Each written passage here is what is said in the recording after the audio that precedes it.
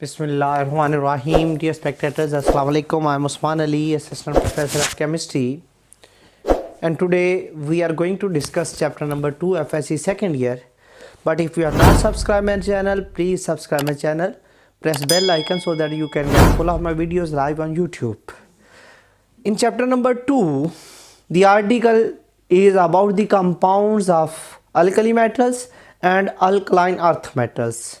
Today, we are going to discuss the carbonates of alkali metals and alkaline earth metals. Along with carbonates, we are going to discuss the nitrates and sulfates. First of all, we are going to discuss the carbonates of alkali metals.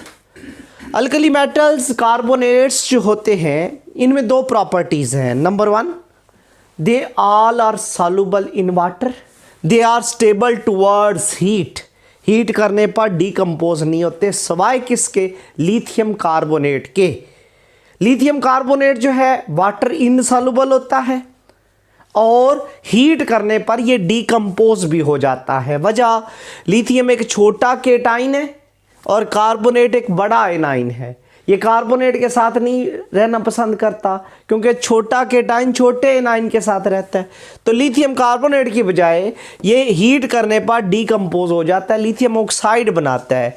क्यों बनाता है? क्योंकि lithium oxide में दोनों cation और A9 छोटे हैं तो लेटस एनर्जी ज़्यादा होती है.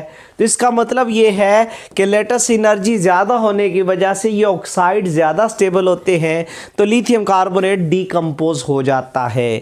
लेकिन पोटाशियम और सोडियम कार्बोनेट हीट करने पर डिकम्पोज नहीं होते. नेक्स्ट जो है, हम सोडियम कार्बोनेट के बारे में थोड़ा सा डिस्कस करते हैं. सोडियम कार्बोनेट नंबर वन, ये इंडस्ट्रियल कंपाउंड है. सोडियम कार्बोनेट और बाई कार्बोनेट, ये जो सोडियम बाई कार्बोनेट होता है ये इसको बेकिंग सोडा बोलते हैं और सोडियम कार्बोनेट ये वाशिंग सोडा होता है. वाशिंग सोडा कब होता है? धोबी सोडा, जब इसके साथ 10 वाटर मालिक्यूल होते हैं डेकाहाइड्रेटेड. डेकाहाइड्रेटेड सोडियम कार्बोनेट कब होता है? Below 35.2 degree centigrade. और अगर 35.2 से ये ऊपर चला जाए तो ये डेकाहाइड्रेटेड की बजाय मोनोहाइड्रेटेड रह जाता है. मीन इसके अंदर एक वाटर मालिक्यूल होता है as a part of crystal. उस वाटर को हम क्या बोलते हैं? Water of crystallization. जस्टिफाई, एक शॉर्ट क्वेश्चन आता है, justify sodium carbonate is basic in nature. तो किसी भी चीज़ की एसिडिटी और बेसिसिटी डिसाइड करने के लिए हम उसको वाटर में डिज़ोल्व करते हैं. तो सोडियम कार्बोनेट बेसिक क्यों है? क्योंकि इसको हम वाटर में डिज़ोल्व करेंगे, क्या बनाएगा? एक तो ये सोडियम हाइड्रोक्साइड बनाएगा और सोडियम हाइड्रोक्साइड क्या है? ये स्ट्रॉन्ग बेस है और साथ बनेगा कार्बोनिक एसिड जो कि एक वीक एसिड है. तो क्योंकि ये स्ट्रॉन्ग बेस और वीक एसिड बनाता है तो एक्वस सॉल्यूशन इसका बेसिक होगा. That's why we can say that sodium carbonate is basic in nature. Short question आएगा, इसका आंसर आपको आना चाहिए. अब हम डिस्कस करते हैं carbonates of alkaline earth metals. इनकी नेचर ज़रा डिफरेंट होती है. अल्कलाइन अर्थ मेटल्स के जो कार्बोनेट्स होते हैं दे आर स्लाइटली सॉल्युबल. इनकी सॉल्युबिलिटी थोड़ी होती है और सॉल्युबिलिटी इनकी डिक्रीज होती है डाउन द ग्रुप. ऑक्साइड और हाइड्रोक्साइड की इंक्रीज होती थी, इनकी सॉल्युबिलिटी जो है वो डिक्रीज होती है. क्यों डिक्रीज होती है? वजह, जब भी हम टॉप टू बॉटम जाते हैं अल्कलाइन अर्थ मेटल में साइज बढ़ता है. अगर साइज बढ़ेगा तो कार्बोनेट जो कि बड़ा एनाइन है उसके साथ ये स्टेबल कंपाउंड बनाते हैं. तो जैसे जैसे डाउन द ग्रुप हम इनमें आते हैं, इनके केटाइन और एनाइन के साइज बड़े होने की वजह से स्टेबिलिटी बढ़ती है तो सॉल्युबिलिटी डिक्रीज होती है. तो इनकी solubility down the group decrease होती है. हीट करने पर अल्कलाइन अर्थ मेटल्स के जो कार्बोनेट हैं डिकम्पोज हो जाते हैं. किस में? ऑक्साइड में और कार्बोनेट में. वजह, ऑक्साइड क्यों बनाते हैं? क्योंकि ऑक्साइड छोटा एनाइन है, छोटे केटाइन के साथ मिलेगा तो स्टेबल कंपाउंड बनेगा. लेकिन ये जो डिकम्पोज होने की एबिलिटी है, ease of decompose mean decompose होने की एबिलिटी, आसानी, ये डिक्रीज होती है डाउन द ग्रुप. क्यों डिक्रीज होती है? क्योंकि स्टेबिलिटी बढ़ती है.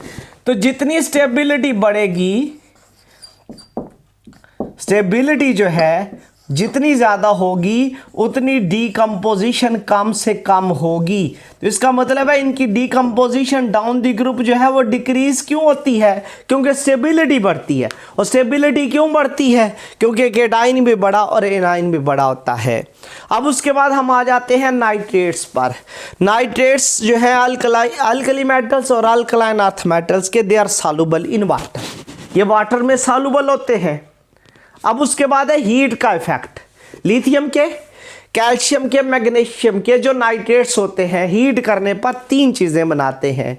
नंबर 1 ऑक्साइड, क्योंकि लेटेस्ट एनर्जी ज़्यादा होती है। Number 2 nitrogen dioxide, nitric oxide भी उसको बोलते हैं। और 7 ऑक्सीजन गैस लिबरेट होती है, 2 गैसें पैदा होती हैं। सेम केस मैग्नीशियम में भी होता है। तो इसकी इक्वेशन बैलेंस है, मैग्नीशियम ऑक्साइड बनता है, ये नाइट्रोजन डाइऑक्साइड और ऑक्सीजन गैस पैदा होती है। ये 2 लगाया हुआ है, ये 4 लगाया हुआ है, क्योंकि लिथियम के साथ ट्वाइस होता है। बैलेंस करने के लिए, ये ऑड से इवन करने के लिए 2 लगाना पड़ा, तो लिथियम 4 हो गए, शुरू में 4 लगा दिया।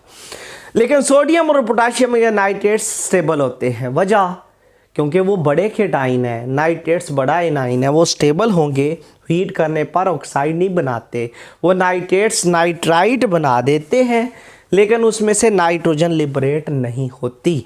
तो इसका मतलब है कि सोडियम और पोटाशियम के नाइट्रेट्स जो हैं हीट करने पर नाइट्राइट बना देते हैं, नाइट्रेट्स कन्वर्ट हो जाते हैं नाइट्राइट्स के अंदर।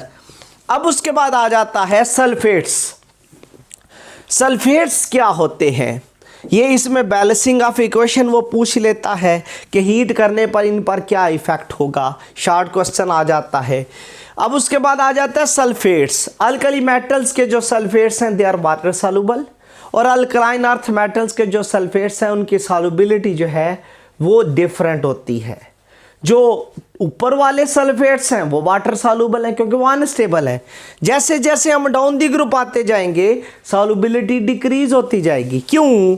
इस वजह से डिक्रीज होगी क्योंकि सल्फेट एक बड़ा एनाइन है, और अगर नीचे को आएंगे तो केटाइन भी बड़े होते जाएंगे, केटाइन बड़े होंगे और एनाइन भी बड़े होंगे, तो स्टेबिलिटी बढ़ेगी। अगेन, जितनी स्टेबिलिटी ज़्यादा होगी उतनी सॉल्युबिलिटी कम होगी। तो इसका मतलब है सॉल्युबिलिटी डिक्रीज होगी, डीकम्पोजिशन की एबिलिटी भी डिक्रीज होती है। अब what is called plaster of Paris, how it is formed, short question है। जिप्सम होता है कैल्शियम सल्फेट डाइहाइड्रेटेड फॉर्म में, तो इसमें से 3/4, अगर इसके पास 4 वाटर मालिक्यूल हैं तो 3 निकल जाए, 1 रह जाए, तो 2 मालिक्यूल के साथ 1 वाटर लगा हुआ है। इसके लिए हम वर्ड इस्तेमाल करते हैं हाफ हाइड्रेटेड।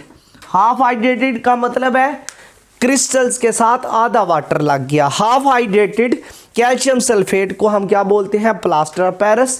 तो जब भी जिप्सम को हीट किया जाएगा अबव 100 डिग्री सेंटीग्रेड, अगर 4 वाटर मालिक्यूल हैं तो 3 वाटर मालिक्यूल ये निकाल देगा, half hydrated calcium sulphate powder बन जाता है। और उस हाफ हाइड्रेटेड कैल्शियम सल्फेट को क्या बोलते हैं? Plaster of Paris.